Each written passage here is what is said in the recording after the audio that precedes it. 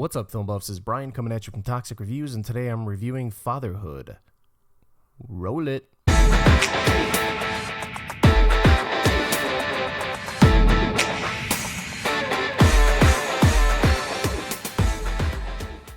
A father brings up his baby girl as a single dad after the unexpected death of his wife, who died a day after their daughter's birth. Fatherhood stars Kevin Hart and Alfre Woodard, and this is Columbia Pictures' first Netflix exclusive film. When I first saw the trailer for this, I was a little surprised because I had no idea this was being shot. I like Kevin Hart. I've seen him in most of his films. I love his stand-up. He's hilarious. And I always love when actors that are known for a particular genre take on another genre to show their range. I love it. Jim Carrey taking on The Majestic and Man on the Moon and Eternal Sunshine of the Spotless Mind. Robin Williams, Robin Williams was known for a stand-up, was known for how funny he was and how good his improv skills were.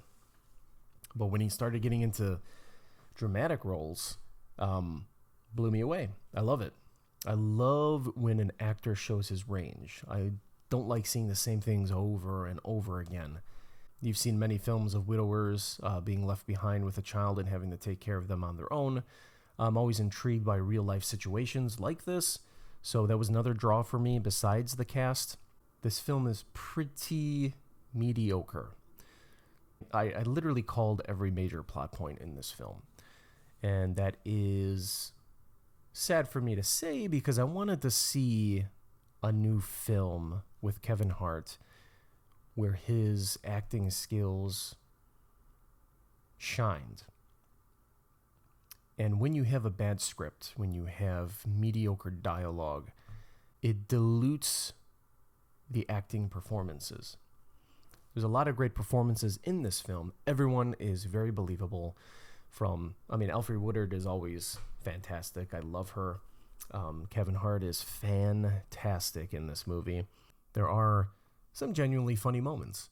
They're having serious conversations sometimes, and he knows how to end that conversation with something amusing, so it kind of lightens the mood, which I can relate with because I'm kind of the same way. When people are talking about a serious subject, we have the discussion, and then you kind of break that silence, that tension with something funny, and it lightens the mood. You're like, you're laughing, and you have a drink, and then the night goes on.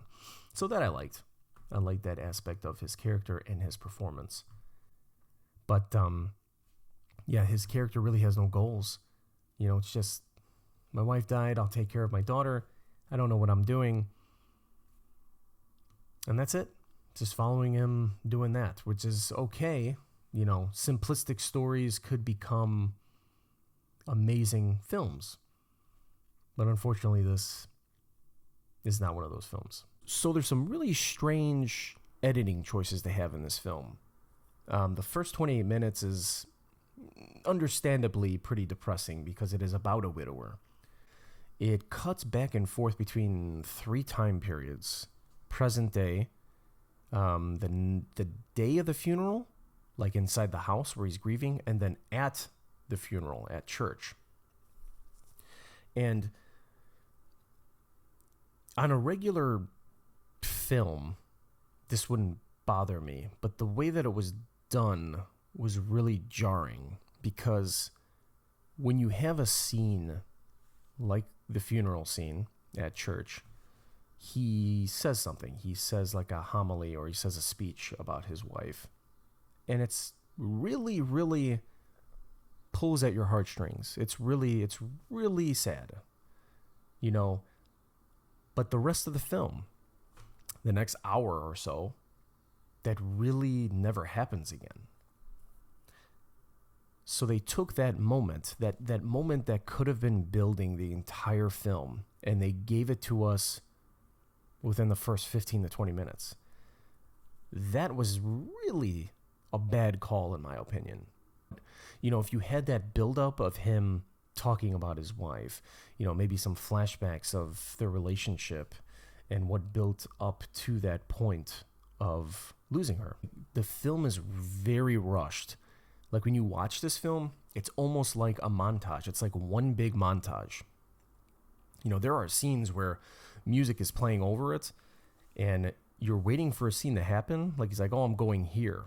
You know, there's a scene where he asks his mother-in-law, hey, can you watch my daughter for me? I'm going to go out and get a drink. So he goes out, has a drink. The scene is about 30 seconds of him swigging a beer. Then they cut quickly to him at his mom's house. He talks to her for maybe 60 seconds to 2 minutes. I'm off on time. I'm terrible on time. A lot of people will tell you that. And that scene abruptly ends. It's almost like, okay, he's with his mom. We're going to see some character development here. I want to know more about his mom, which we really don't learn too much about her, but they cut the scene. And then it goes to something else, you know, and then it just goes with the motions. You know, someone tries to set him up with a new woman, and then he feels like he's abandoning his daughter, and then stuff just starts happening that you will call, if you've seen any romantic Lifetime film, which I have.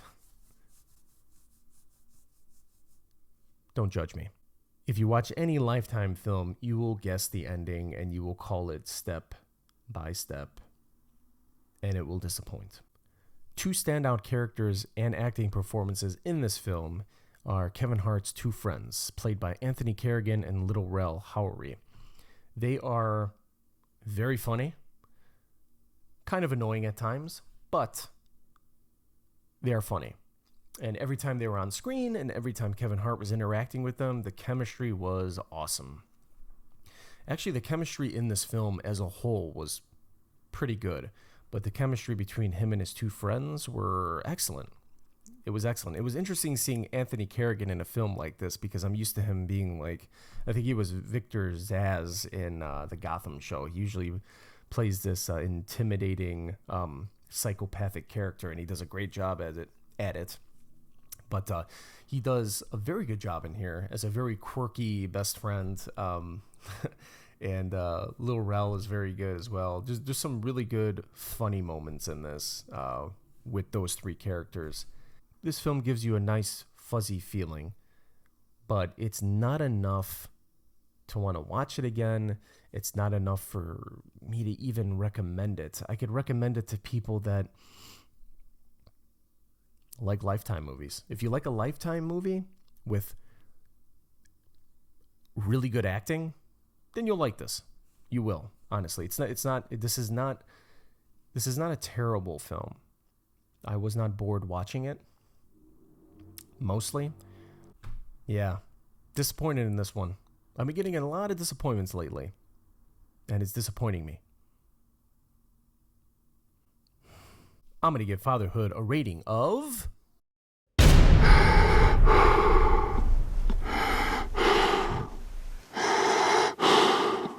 Well, that was my review of Fatherhood, film buffs. If you did like this video, please like, subscribe, and share to catch me every time I'm on air. Click that notification button to know every time I'm on air. We have a few new things coming to this channel in the coming months. 2 new show ideas that keep everything fresh for you on here. If you have any ideas for the show, any comments, I am on Instagram. I am on Facebook. Thank you so much for the support. I love you all. And I'll see you next time here on Toxic Reviews.